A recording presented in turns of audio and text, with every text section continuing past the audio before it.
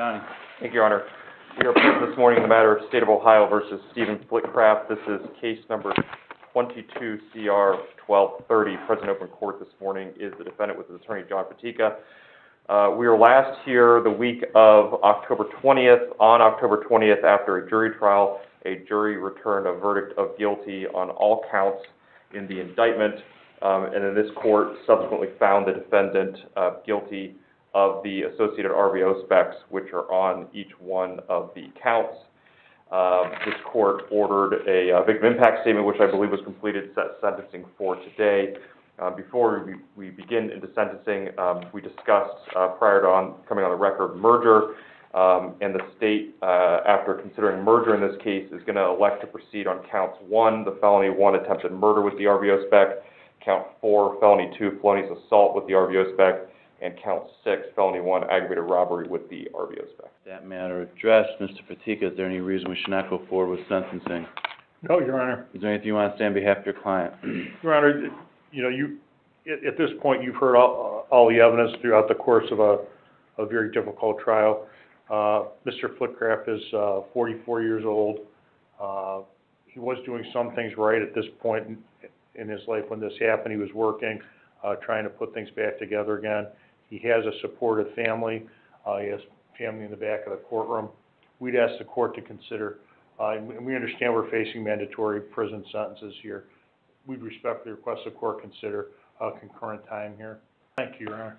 Mr. Flitcraft, you have the right to address the court before your sentence. You can say anything you want. Is there anything you want to say at this time?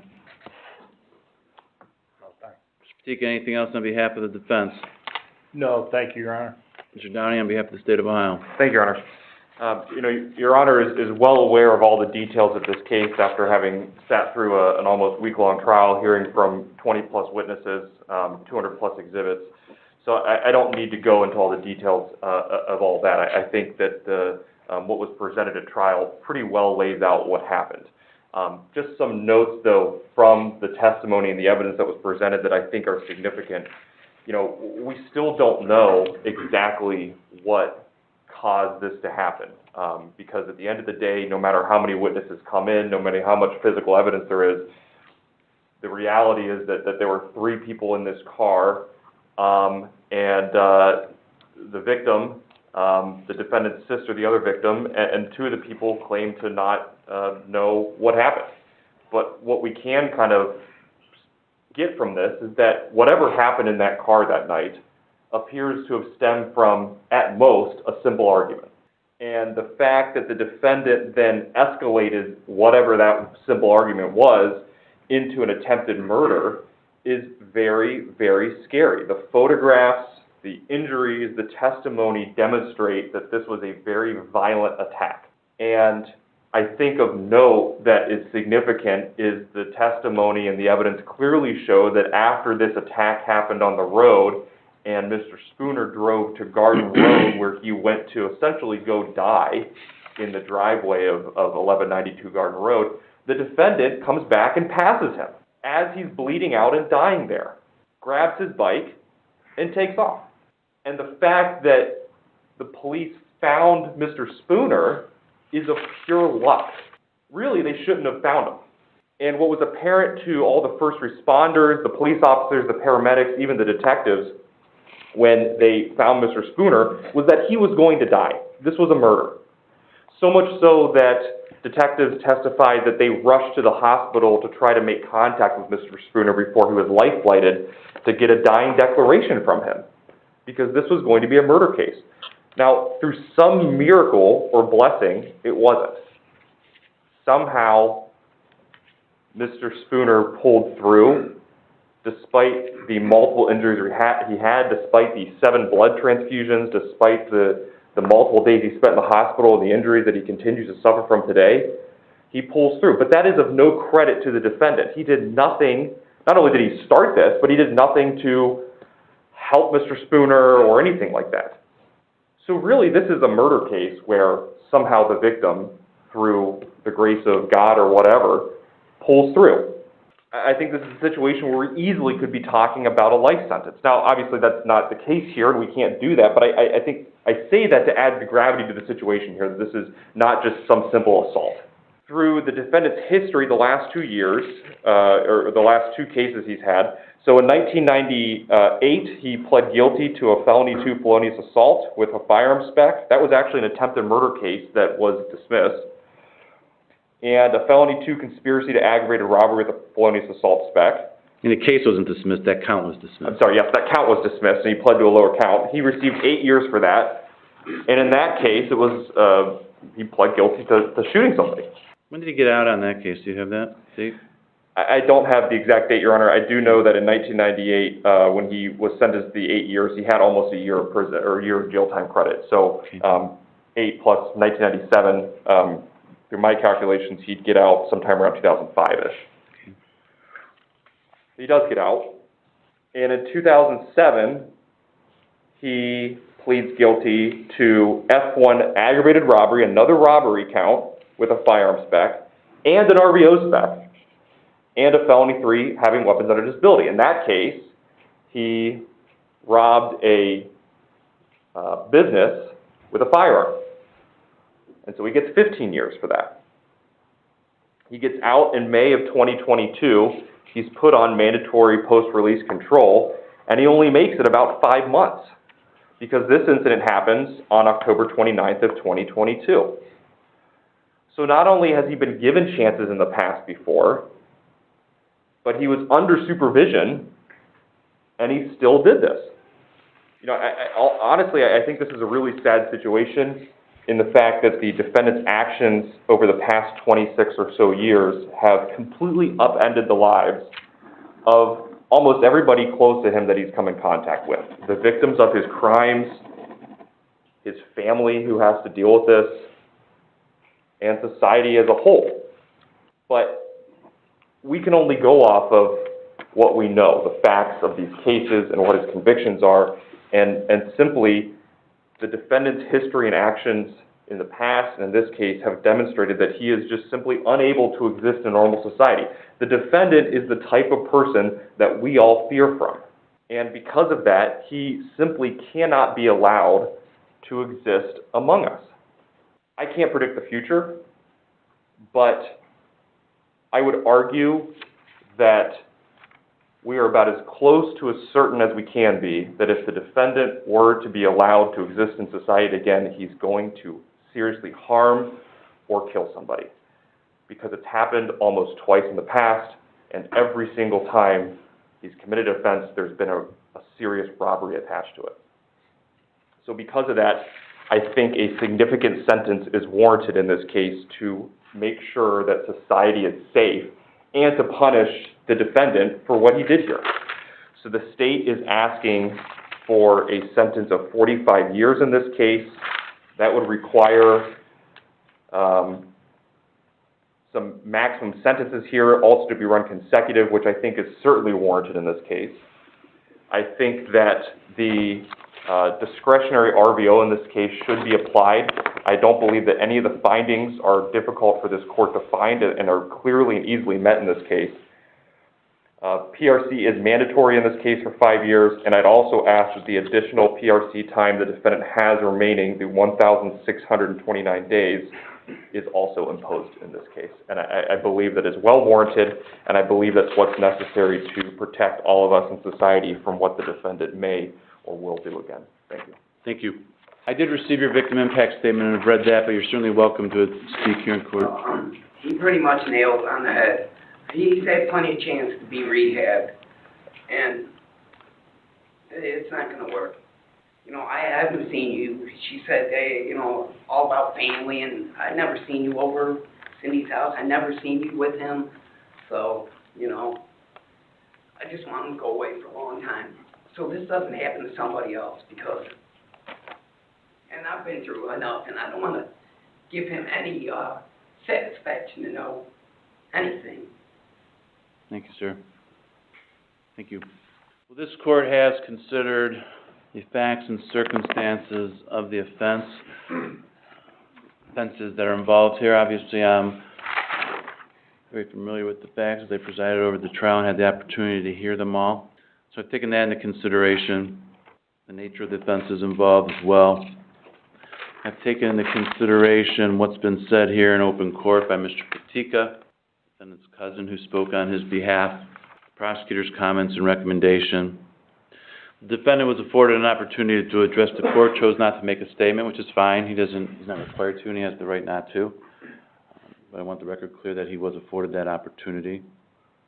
I've taken into consideration the written victim impact statement that the court received prior to today's hearing. The victim was also present and addressed the court, and I've considered what he's had to say here in open court. Take into consideration the history of the defendant. All of this is being considered by the court in light of the purposes and principles of felony sentencing, which are set forth in 2911 of the revised code. As for the factors in 2912, factors indicating the conduct is more or less serious, the court notes that the victim in this case suffered serious, very serious physical harm. Quite frankly, he suffered economic harm as well as a result of not basically being out of commission for the last year. In regards to serious physical harm, doesn't really get more serious than what occurred here. His relationship with the victim also facilitated the offense. And we are here in count 1 on an attempted murder, but as alluded to, and the court made some notes of this as well, the conduct engaged in by the defendant basically constituted the offense of murder. Now, he's not being sentenced for murder. He wasn't convicted of murder.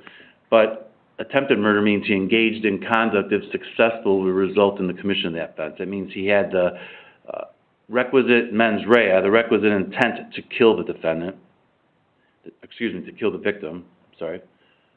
And the jury found that he purposely intended to kill the victim.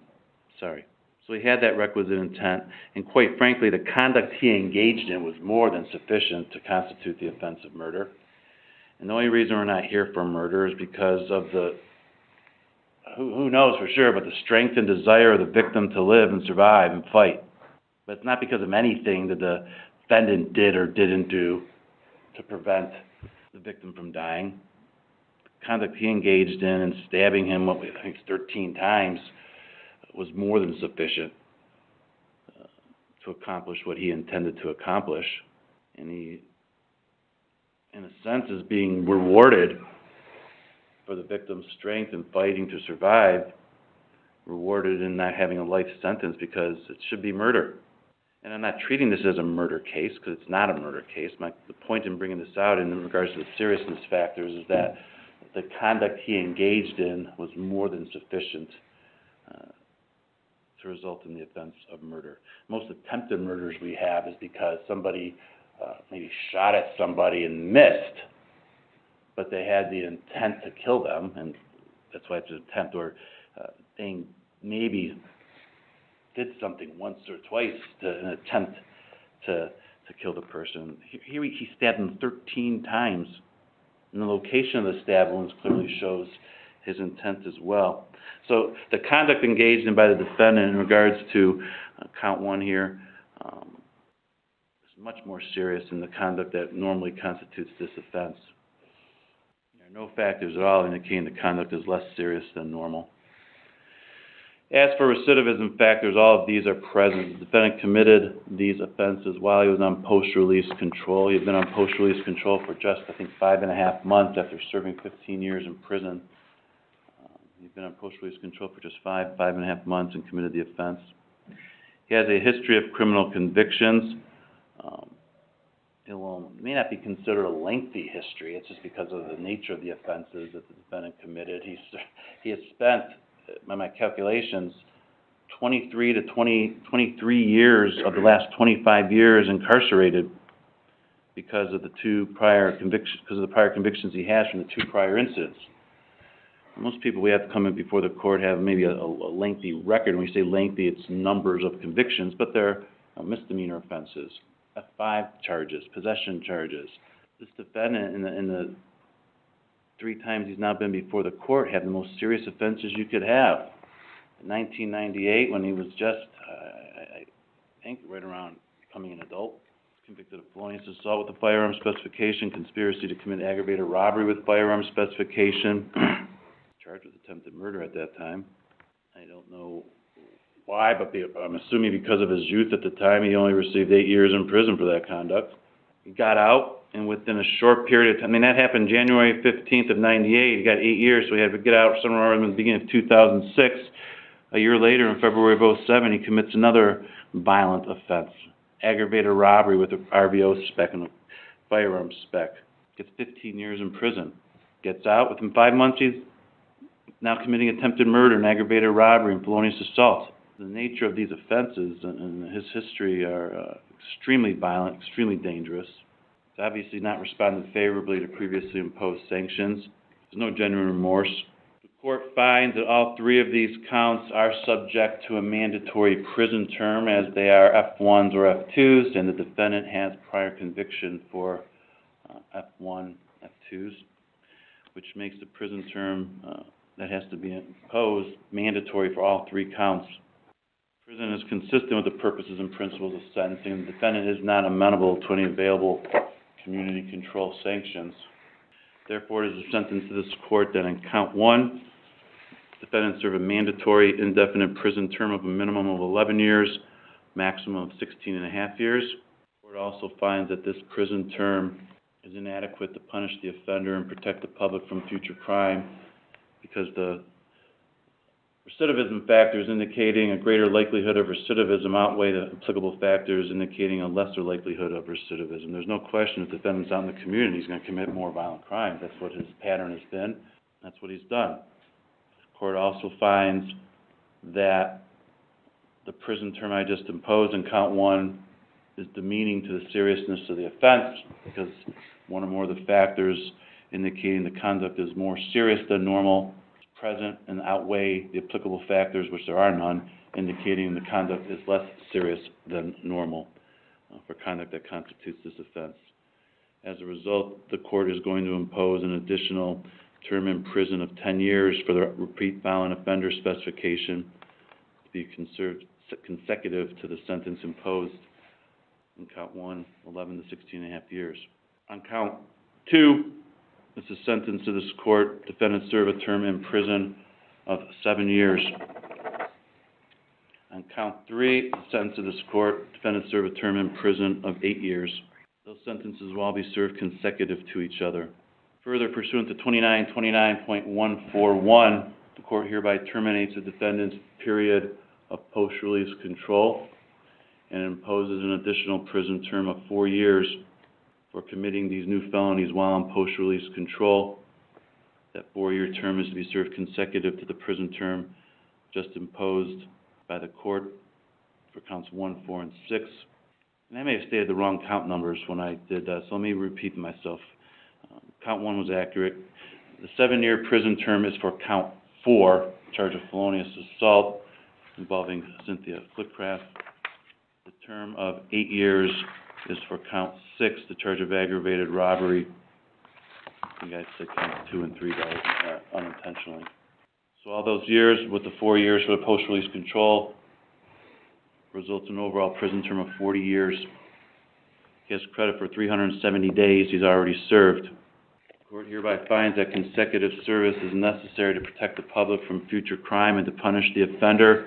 It's not disproportionate to the seriousness of his conduct and the danger he poses to the public. And these offenses were committed while the defendant was on post-release control. And the offender's history of criminal conduct demonstrates that consecutive sentences are necessary to protect the public, that's for certain, from future crime from the defendant. I need to advise you, Mr. Flitcraft, that in regards to the indefinite prison term that was imposed, the definite sentences will be served first, including the 4 years for the parole violation. After you've completed the definite terms, you'll begin serving the indefinite sentence of 11 to 16.5 years. I don't know if it's required, but in regards to count 1, I'll make the finding that this, and I've alluded to it, so I'm not going to repeat my comments, but this is the worst form of the offense for attempted murder. And I don't see how it can get any worse than stabbing someone 13 times with the intention to kill them. So I make that finding as well. Donnie, anything else for the record? No, Your Honor, thank you. Mr. Patika? No, thank you, Your Honor. Thank you.